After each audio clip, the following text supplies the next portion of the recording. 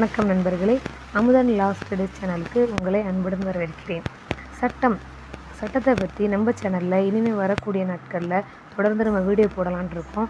மறக்காமல் உங்கள் ஃப்ரெண்ட்ஸுக்கு ஷேர் பண்ணுங்கள், சப்ஸ்கிரைப் பண்ணி வச்சுக்கோங்க. கூடவே பெல் ஐக்கானை கிளிக் பண்ணிக்கோங்க. கண்டிப்பாக மறக்காமல் லைக் பண்ணிவிட்டு போயிடுங்க.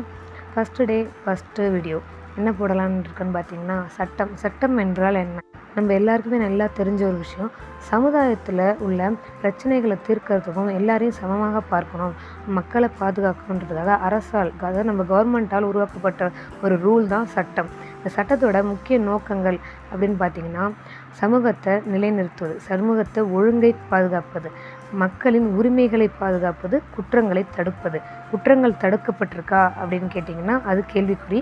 அதற்கான உங்களோட கமெண்ட்டை நீங்கள் கீழே பதிவு பண்ணிட்டு போங்க.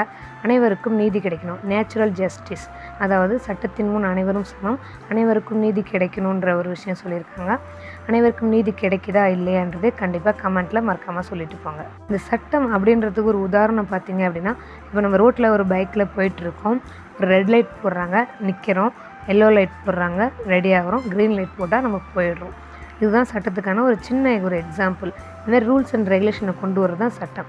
இது மூலிமா மக்களை பாதுகாக்கிறதும் மக்களை சீர் செய்கிறதும் முடியும் அப்படின்னு கவர்மெண்ட் நம்புகிறாங்க. உண்மையாக அது நடக்குதா இல்லையான்றதையும் கண்டிப்பாக மறக்காமல் கீழே கமெண்ட்டில் சொல்லிட்டு போங்க. இந்த சட்டத்தில் மற்றவங்களோட பொருளை திருடக்கூடாது, மற்றவங்களை அனுமதியின்றி தாக்கக்கூடாது, மற்றவங்களுடைய விஷயங்களை நம்ம தலையிடக்கூடாது, இது மாதிரி நிறைய விஷயங்கள் சொல்லியிருக்காங்க. இது எல்லாத்தையுமே ஒரு தொகுப்பாக எடுத்தோம், தனித்தனியாக செக்ஷன்ஸ் தனியாகவும், இல்லை லா காலேஜஸில் நீங்கள் எப்படி படிக்கணும், எப்படி எழுதணுன்றதை பற்றியும் நம்ம சேனலில் வரக்கூடிய செக்ஷனில் நம்ம முழுசாக நான் சொல்லலான்ட்டு இருக்கேன்.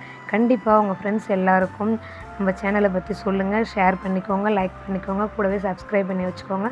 Thank you friends.